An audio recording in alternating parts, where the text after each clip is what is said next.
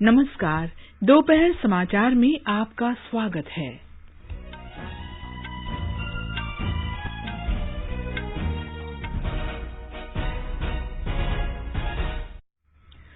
स्वास्थ्य मंत्री मनसुख मांडविया ने कहा, प्रधानमंत्री आयुष्मान भारत स्वास्थ्य बुनियादी ढांचा मिशन से देश भर में स्वास्थ्य देखभाल सेवाओं को प्रोत्साहन मिलेगा। प्रधानमंत्री नरेंद्र मोदी ने राष्ट्र निर्माण में भारतीय जनता पार्टी कार्यकर्ताओं के योगदान की सराहना की। गृहमंत्री अमित शाह ने जोर देकर कहा, सरकार के नीति आतंकवाद को कतई बर्दाश्त नहीं करने की। नागरिक उड्डयन मंत्री ज्योतिरादित्य सिंधिया ने उड़े देश का आम नागरिक के अंतर्गत आज शिलांग डिब्रूगढ़ मार्ग पर सीधी उड़ान को वर्चुअल माध्यम से रवाना किया।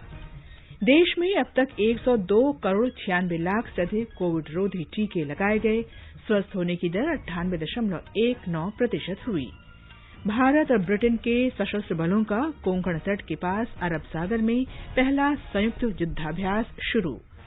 देश भर में सतर्कता जागरूकता सप्ताह मनाया जा रहा है और 2020 क्रिकेट विश्व कप में आज दुबई में दक्षिण अफ्रीका का मुकाबला वेस्टइंडीज से और शारजाह में पाकिस्तान का सामना न्यूजीलैंड से होगा।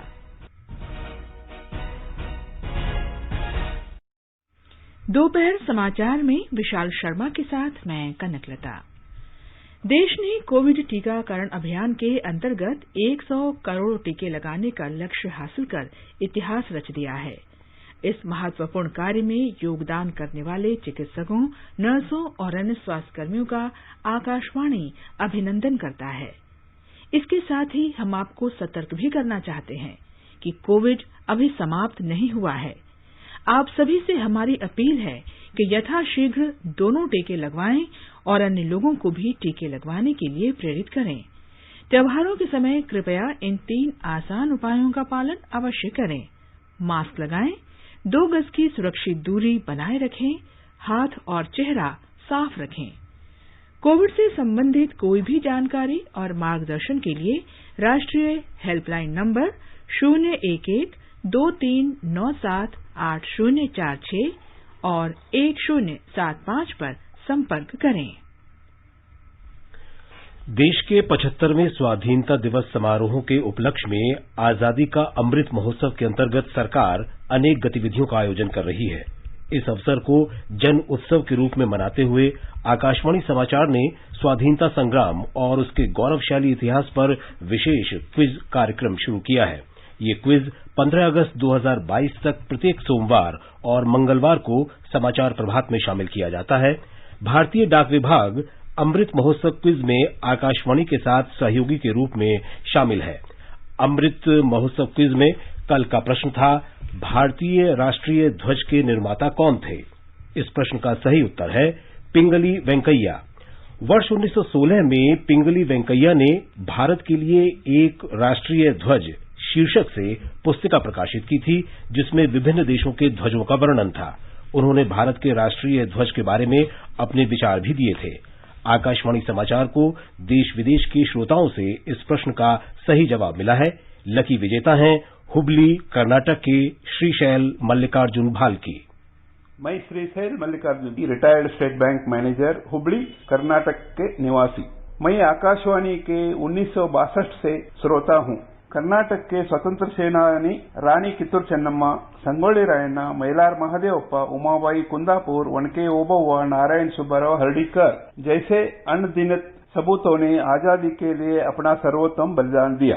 इस आजादी का अमृत महोत्सव क्विज विजेता बनने पर बहुत गौरवान्वित महसूस कर रहा हूँ। आकाशवाणी द्वारा शुरू की गई अमृत महोत्सव श्रृंखला से मुझे ऐसे अनेक सेनानी के बारे में पता चला। मेरे सब देशवासियों से यह निवेदन है कि आप लोग भी कार्यक्रम में बढ़ चढ़कर हिस्सा लें। जय हिंद। और अब अमृत महोत्सव क्विज का आज का प्रश्न है, राष्ट्रगीत वंदे मातरम किस प्रसिद्ध उपन्यास का अंश है? प्रश्न एक बार फिर सुन लें, राष्ट्रगीत वंदे मातरम किस प्रसिद्ध उपन्यास का अंश है? श्रोता अपने उत्तर व्हाट्सएप नंबर 8826546262 पर भेज सकते हैं या हमें इस पते पर ईमेल कर सकते हैं amritmahotsav@prasarbharati.gov.in। इसे एक बार फिर सुन लें, व्हाट्सएप नंबर 8826546262 और ईमेल amritmahotsav@prasarbharati.gov.in। एक भाग्यशाली प्रतिभागी को विजेता चुना जाएगा और कल के समाचार प्रभात में उनके नाम की घोषणा की जाएगी। विजेता को ई प्रमाण पत्र और पुरस्कार दिया जाएगा। अब समाचार विस्तार से। स्वास्थ्य मंत्री मनसुख मांडविया ने कहा है कि प्रधानमंत्री आयुष्मान भारत स्वास्थ्य अवसंरचना मिशन से भविष्य में वैश्विक महामारी जैसी स्थिति से निपटने में मदद मिलेगी।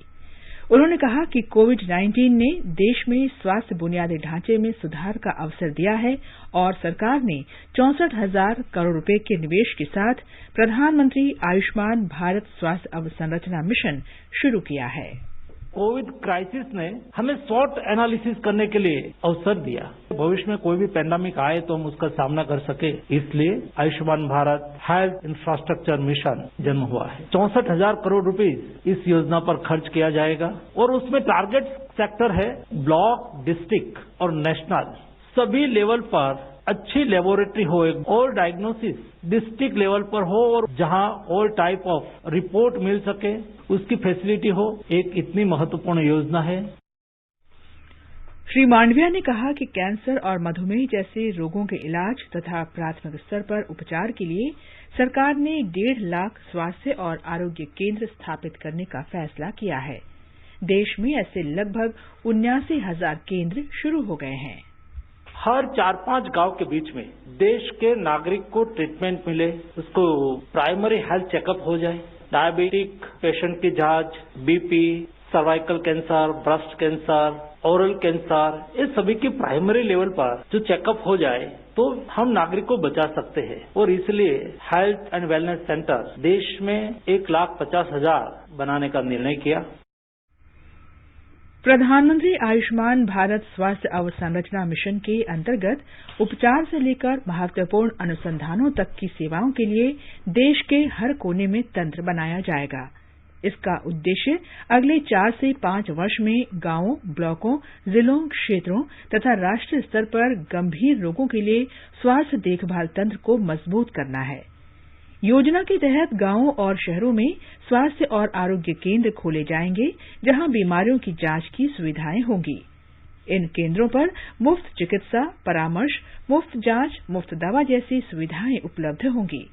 गंभीर बीमारी के लिए 600 जिलों में 35,000 नए बिस्तर जोड़े जा रहे हैं और 125 जिलों में रेफरल सुविधाएं दी जाएंगी। इस योजना का दूसरा पहलू बीमारियों का पता लगाने के लिए जांच तंत्र से संबंधित है। योजना का तीसरा पहलू वैश्विक महामारियों का अध्ययन करने वाले संस्थानों का विस्तार करने से संबंधित है। प्रधानमंत्री नरेंद्र मोदी ने कहा है कि केंद्र और राज्यों में भाजपा को सेवा करने का अवसर पार्टी कार्यकर्ताओं की महत्वपूर्ण भूमिका के कारण मिला है। ट्वीट संदेशों में श्री मोदी ने कहा कि पार्टी कार्यकर्ताओं की पीढ़ियों ने अपना जीवन पार्टी और राष्ट्र निर्माण में समर्पित किया है। उन्होंने कहा कि नमो ऐप में कमल पुष्प नाम से बहुत ही रोचक श्रेणी है, जिसमें जनसंघ के समय से लेकर वर्तमान तक प्रेरक पार्टी कार्यकर्ताओं के बारे में जानकारी प्राप्त की जा सकती है, जिन्होंने पार्टी विचारधारा के प्रचार प्रसार में कड़ी मेहनत की। उन्होंने लोगों से इस श्रेणी में योगदान करने और इसे समृद्ध करने का आह्वान किया। गृहमंत्री अमित शाह ने कहा है कि किसी को भी जम्मू कश्मीर में शांति और विकास की प्रक्रिया को बाधित करने की अनुमति नहीं दी जाएगी। प्रधानमंत्री के दिल में जम्मू कश्मीर के प्रति विशेष लगाव है। श्री शाह ने कहा कि आतंकवाद को कतई बर्दाश्त नहीं किया जाएगा। पत्थरबाजी की घटनाओं में भी बहुत कमी आई, मगर मैं आज आपको कहना चाहता हूं कि इससे हमें संतुष्ट होने की जरूरत है। 30 नागरिकों की भी जान क्यों जाए। आतंकवाद के प्रति इसके विरोध में नरेंद्र मोदी सरकार की जीरो टॉलरेंस की नीति है। हम इसको सहन ही नहीं करेंगे। ये मानवता के खिलाफ, और जो लोग इस गतिविधि में लिप्त हैं वो जघन्य कृत्य कर रहे हैं, और उससे आम जनता को बचाना, कश्मीर को बचाना और उनको सुरक्षित रखना हमारी प्राथमिकता होनी चाहिए। गृहमंत्री अमित शाह जम्मू कश्मीर के 3 दिन के दौरे पर गए थे। कल अपने दौरे को आगे बढ़ाने के बाद वे पुलवामा के लेथपोरा में केंद्रीय रिजर्व पुलिस बल के परिसर में रात में रुके, जहां फरवरी 2019 में पाकिस्तान प्रायोजित आतंकवादियों के एक आत्मघाती कार हमलावर ने सीआरपीएफ के काफिले पर हमला किया था। इसमें बल के 40 जवान शहीद हो गए थे।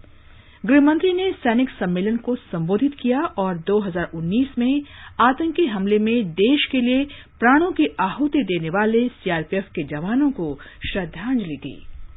कल शेर कश्मीर अंतर्राष्ट्रीय सम्मेलन केंद्र में लोगों को संबोधित करते हुए गृहमंत्री ने पाकिस्तान के साथ बातचीत की वकालत करने के लिए नेशनल कॉन्फ्रेंस प्रमुख डॉ फारूक अब्दुल्ला की आलोचना की।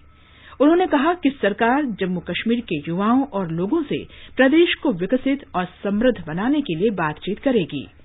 श्री शाह ने जोर देकर कहा कि सरकार का उद्देश्य जम्मू कश्मीर से आतंकवाद का सफाया करना और नागरिक हत्याओं को पूरी तरह से बंद करना है।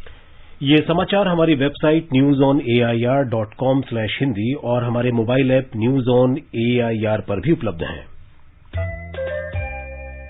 चलो मिलकर एक शुरुआत करें, चलो एक फैसला आज करें, मास्क नहीं तो टोकेंगे, कोरोना को रोकेंगे, चलो एक इरादा करते हैं, चलो खुद से वादा करते हैं, मास्क नहीं तो टोकेंगे, कोरोना को रोकेंगे।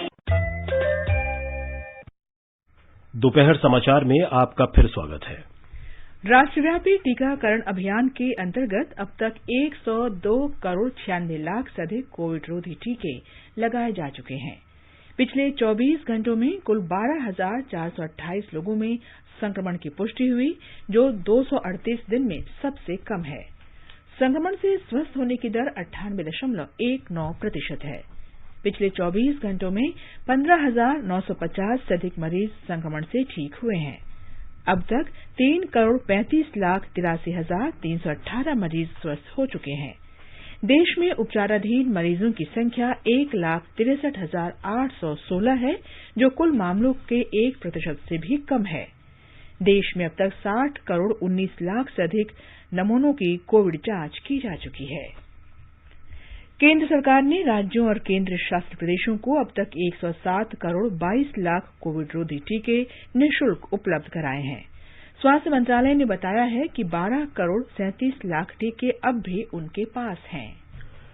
डॉक्टर श्रीनाथ रेड्डी ने आकाशवाणी के साथ विशेष साक्षात्कार में कहा कि रूस और ब्रिटेन में कोविड संक्रमण फिर उभर रहा है, क्योंकि वहां डेल्टा वेरिएंट फैलने से काफी पहले लोगों का टीकाकरण कर दिया गया, जिससे लोगों में टीकों से उत्पन्न रोग प्रतिरोधक क्षमता कोविड के नए रूप में निष्प्रभावी हो गई। ब्रिटेन, रशिया में जो वैक्सीन जो पहले लग चुके हैं डेल्टा वेरिएंट का प्रवेश के पहले, वो वैक्सीन से जो इम्यूनिटी बना था वो कुछ महीनों में कुछ कम हो गया, और जब डेल्टा वेरिएंट का प्रवेश उन देशों में हुआ, जो इम्यूनिटी था वो डेल्टा वेरिएंट के सामने उतना शक्तिशाली नहीं रहा। मगर हमारे यहाँ पे थोड़ा वैक्सीन की वजह से, थोड़ा इन्फेक्शन की वजह से ये डेल्टा वेरिएंट के प्रति काफी लोगों को इम्यूनिटी मिल चुका है। हालांकि हमें अभी भी सावधानी बरतना चाहिए। जितने ज्यादा लोग वैक्सीन लेंगे उससे सभी लोगों का फायदा होता है। डॉक्टर रेड्डी ने कहा कि इसके अलावा संक्रमित मरीजों में भी रोग प्रतिरोधक क्षमता बढ़ी, जिससे कोरोना पर नियंत्रण बना रहा। उन्होंने कहा कि लोगों को फिर भी सतर्क रहना चाहिए और कोविड उपयुक्त व्यवहार का सख्ती से पालन करना चाहिए। आकाशवाणी का समाचार सेवा प्रभाग कोरोना जागरूकता श्रृंखला के अंतर्गत आज रात 9:30 बजे हिंदी और अंग्रेजी में लाइव फोन इन कार्यक्रम प्रसारित करेगा। इसे एफएम गोल्ड चैनल और अतिरिक्त मीटरों पर सुना जा सकता है। कार्यक्रम में दिल्ली के मैक्स अस्पताल के हृदय रोग विभाग के अध्यक्ष doctor Balbir Singh corona virus से संबंधित सवालों के जवाब देंगे। श्रोता हमारे विशेषज्ञ से टोल फ्री नंबर 1800-115767 और टेलीफोन नंबर 011-2331-4444 पर सवाल पूछ सकते हैं। कोविड संबंधी राष्ट्रीय हेल्पलाइन नंबर हमारी वेबसाइट newsonair.gov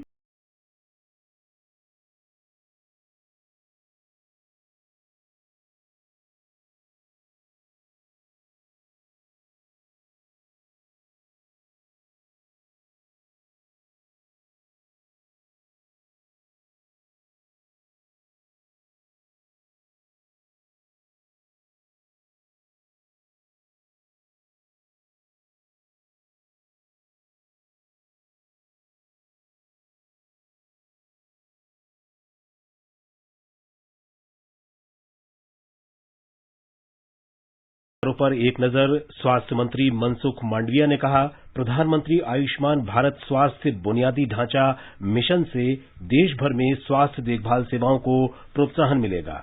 प्रधानमंत्री नरेंद्र मोदी ने राष्ट्र निर्माण में भारतीय जनता पार्टी कार्यकर्ताओं के योगदान की सराहना की। गृहमंत्री अमित शाह ने जोर देकर कहा, सरकार की नीति आतंकवाद को कतई बर्दाश्त नहीं करने की। नागरिक उड्डयन मंत्री ज्योतिरादित्य सिंधिया ने उड़े देश का आम नागरिक के अंतर्गत आज शिलांग डिब्रूगढ़ मार्ग पर सीधी उड़ान को वर्चुअल माध्यम से रवाना किया। देश में अब तक 102 करोड़ 96 लाख से अधिक कोविड रोधी टीके लगाए गए। देश भर में सतर्कता जागरूकता सप्ताह मनाया जा रहा है और 2020 क्रिकेट विश्व कप में आज दुबई में दक्षिण अफ्रीका का मुकाबला वेस्टइंडीज से और शारजाह में पाकिस्तान का सामना न्यूजीलैंड से होगा। क्षेत्रीय संपर्क योजना उड़े देश का आम नागरिक के अंतर्गत नागरिक उड्डयन मंत्री ज्योतिरादित्य सिंधिया ने आज शिलांग डिब्रूगढ़ मार्ग पर सीधी उड़ान को वर्चुअल माध्यम से रवाना किया। इस अवसर पर श्री सिंधिया ने कहा कि शिलांग विश्व के सबसे ऊंचे और ठंडे स्थानों में से एक है और ये न केवल भारत के लिए बल्कि पूरी दुनिया के लिए महत्वपूर्ण स्थान है। उन्होंने कहा कि 2014 में पूर्वोत्तर में केवल 6 हवाई अड्डे काम कर रहे थे और अब ये संख्या 15 हो गई है।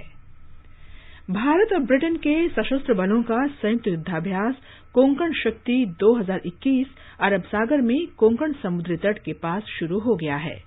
समुद्र में पहली बार तीनों सेनाओं का परस्पर युद्धाभ्यास हो रहा है। संयुक्त युद्धाभ्यास में भाग लेने वाली टुकड़ियों को 2 प्रतिद्वंदी बलों के रूप में शामिल किया गया है, जिसका उद्देश्य थल सेना के जवानों द्वारा समुद्र पर नियंत्रण पाना है।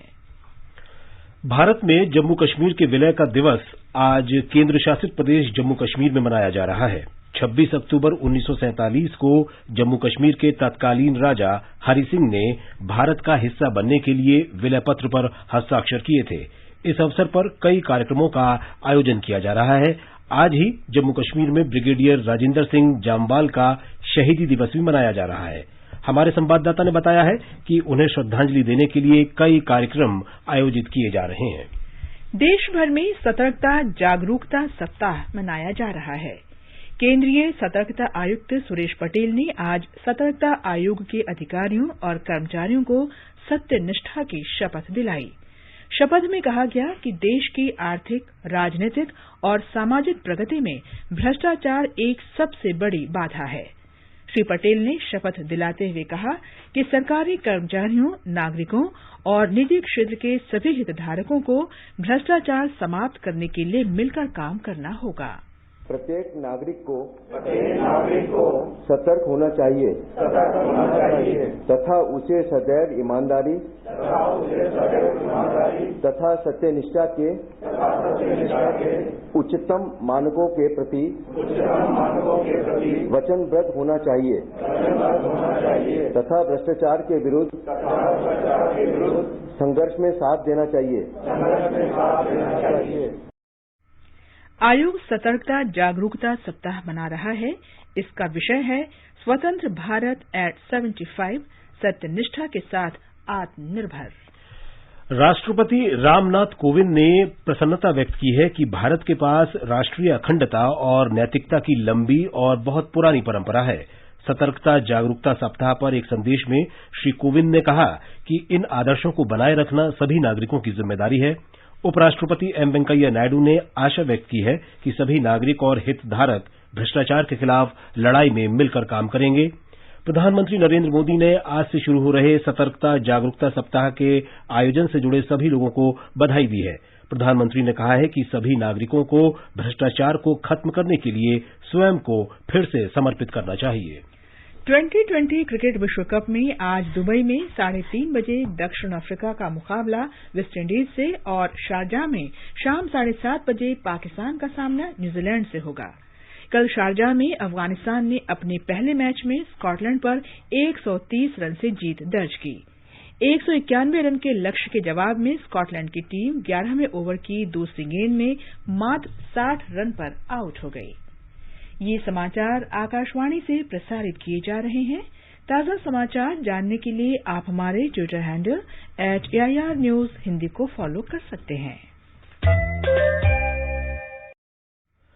आजादी के अमृत महोत्सव के अंतर्गत स्वतंत्रता संग्राम में अपने प्राणों को न्यौछावर करने वाली वीरांगनाओं की वीरगाथा को कड़ियों में जोड़कर आकाशवाणी लेकर आया है विशेष प्रस्तुति अपराजिता। आज परिक्रमा कार्यक्रम में आप सुनेंगे आजाद हिंद फौज में रानी झांसी रेजिमेंट की सिपाही नीरा आर्या के बारे में, जो महान देशभक्त, साहसी और स्वाभिमानी महिला थीं। इसे आज शाम 4:45 पर प्रसारित किया जाएगा।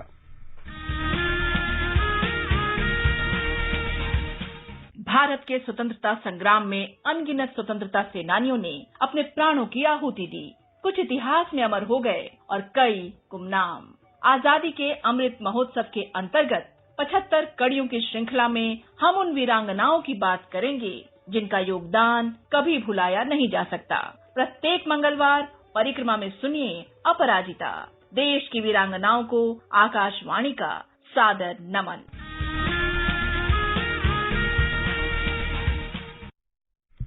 आजादी का अमृत महोत्सव के अंतर्गत आइए अब सुनते हैं आकाशवाणी की विशेष प्रस्तुति आजादी का सफर। आजादी का अमृत महोत्सव।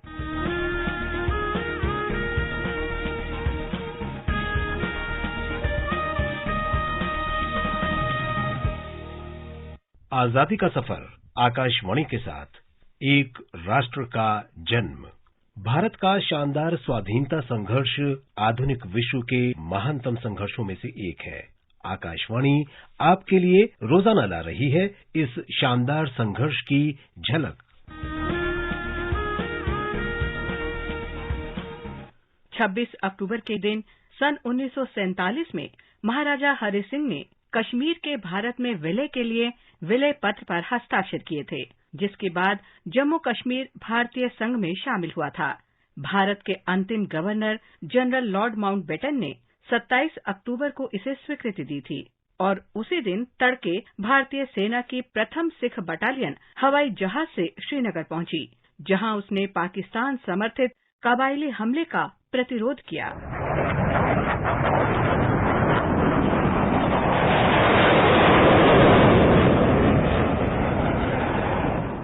जम्मू कश्मीर की रियासत अमृतसर की संधि के अंतर्गत 1846 में ब्रिटिश शासन में शामिल की गई थी। कबायलियों ने महाराजा की सेना के मामूली प्रतिरोध के बाद उड़ी और बारामूला पर कब्जा कर लिया और ऐसा लग रहा था कि जल्द ही श्रीनगर पर भी कबायलियों का कब्जा हो जाएगा। 24 अक्टूबर को महाराजा हरि सिंह ने हमलावरों को रोकने के लिए भारत से सैन्य सहायता मांगी। लॉर्ड माउंटबेटन की अध्यक्षता वाली भारत की रक्षा समिति ने 25 अक्टूबर 1947 को महाराजा के इस आग्रह पर विचार किया। समिति का निष्कर्ष था कि कश्मीर सरकार के पहले आग्रह के अनुसार हथियार और गोला बारूद भेजना तुरंत आवश्यक था, ताकि श्रीनगर में स्थानीय लोग हमलावरों से बचाव करने में समर्थ हो सकें। रक्षा समिति ने तत्कालीन गृह सचिव वीपी मेनन को उसी दिन मौके पर अध्ययन के लिए भेजा। वे अगले दिन नई दिल्ली लौट आए। उन्होंने सुझाव दिया कि हमलावरों से कश्मीर को बचाने के लिए सेना को कश्मीर भेजना पहली आवश्यकता है। आखिरकार महाराजा ने 26 अक्टूबर को विलय पत्र पर हस्ताक्षर कर दिए। आज महान स्वाधीनता सेनानी और प्रतिष्ठित पत्रकार गणेश शंकर विद्यार्थी की भी जयंती है। उनका जन्म 1890 को उत्तर प्रदेश के प्रयागराज जिले के अतरसोया गांव में हुआ था। उनके पिता शिक्षक थे। विद्यार्थी ने स्कूली शिक्षा पूरी करने के बाद कायस्थ पाठशाला कॉलेज में नामांकन कराया, लेकिन आजीविका कमाने में परिवार की सहायता करने के कारण वो स्नातक पूरी नहीं कर सके। बाद में वे कर्मयोगी में लिखने लगे, जिसे क्रांतिकारी गदर आंदोलन के नेता पंडित सुंदरलाल निकाल रहे थे। 23 वर्ष की उम्र में विद्यार्थी ने प्रकाशन छोड़ दिया और कानपुर चले गए। वहां उन्होंने 1920 में अपना साप्ताहिक पत्र प्रताप शुरू कर दिया। उसी वर्ष उन्हें रायबरेली के किसान आंदोलन में भाग लेने के कारण 2 वर्ष की सश्रम कारावास की सजा हुई। उन्होंने न केवल स्वाधीनता संघर्ष के बारे में खूब लिखा, बल्कि समाज में बराबरी के बारे में भी लेख लिखे। अपने तेवर के चलते प्रताप जल्द ही स्वाधीनता आंदोलन का प्रमुख मंच बन गया। विद्यार्थी ने जनता में रचनात्मक सोच विकसित करने के लिए भी पत्रकारिता का बखूबी उपयोग किया। गणेश शंकर विद्यार्थी ने हिंदुस्तान बिरादरी नामक संगठन बनाने में भी प्रमुख भूमिका निभाई। इस संगठन ने सांप्रदायिक भाईचारे को बढ़ावा देने के लिए तमाम त्योहारों पर संयुक्त समारोह आयोजित किए। गणेश शंकर विद्यार्थी असहयोग आंदोलन के दौरान प्रभावशाली नेता के रूप में भी उभरे। विद्यार्थी जी ने 1917-18 में होम रूल लीग आंदोलन में प्रमुख भूमिका निभाई और कानपुर के कपड़ा मिलों के कामगारों की पहली हड़ताल का नेतृत्व किया। उन्होंने खुले दिल से भारतीय क्रांतिकारियों का समर्थन किया। भगत सिंह ने भी प्रताप में काम किया था। वहां वे बलवंत सिंह के नाम से लेख भी लिखते थे। भगत सिंह, सुखदेव और राजगुरु को फांसी के तुरंत बाद कानपुर में दंगे हो गए थे। कानपुर के शेर के रूप में मशहूर विद्यार्थी ने दंगे रोकने और शांति कायम करने में महत्वपूर्ण भूमिका निभाई। दुर्भाग्य से तीनों क्रांतिकारियों के फांसी के 3 दिन बाद 25 मार्च 1931 को दंगों में विद्यार्थी की भी हत्या कर दी गई। विद्यार्थी को श्रद्धांजलि देते हुए राष्ट्रपति रामनाथ कोविंद ने कहा था, In pursuance of his dream of a strong and united India, he sacrificed his life for peace and non-violence like a true disciple of Mahatma Gandhi. विद्यार्थी की मृत्यु पर शोक व्यक्त करते हुए महात्मा गांधी ने यंग इंडिया में लिखा था कि उनका रक्त ऐसा सीमेंट है जो अंततः दोनों समुदायों को एकजुट करेगा। जाने माने इस पत्रकार की स्मृति में भारत सरकार ने 1989 में गणेश शंकर विद्यार्थी पुरस्कार की शुरुआत की। आजादी का सफर आकाशवाणी के साथ की इस कड़ी में आज बस इतना ही। कल फिर मिलेंगे नई कड़ी के साथ।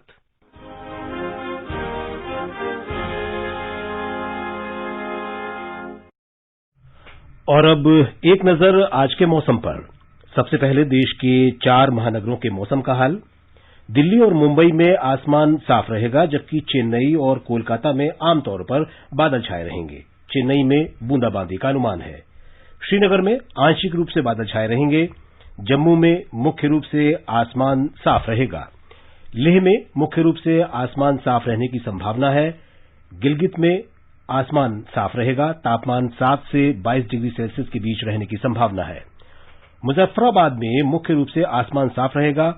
पूर्वोत्तर क्षेत्रों की बात करें तो गुवाहाटी, आइजॉल, इम्फाल, शिलंग, कोहिमा, ईटानगर, अगरतला और गंगटोक में सामान्य या आंशिक रूप से बादल छाए रहेंगे। 1 या 2 बार बारिश या गरज के साथ छींटे पड़ सकते हैं। हैदराबाद, बंगलुरु और तिरुवनंतपुरम में आमतौर पर बादल छाए रहेंगे। 1 या 2 बार बारिश या गरज के साथ छींटे पड़ सकते हैं।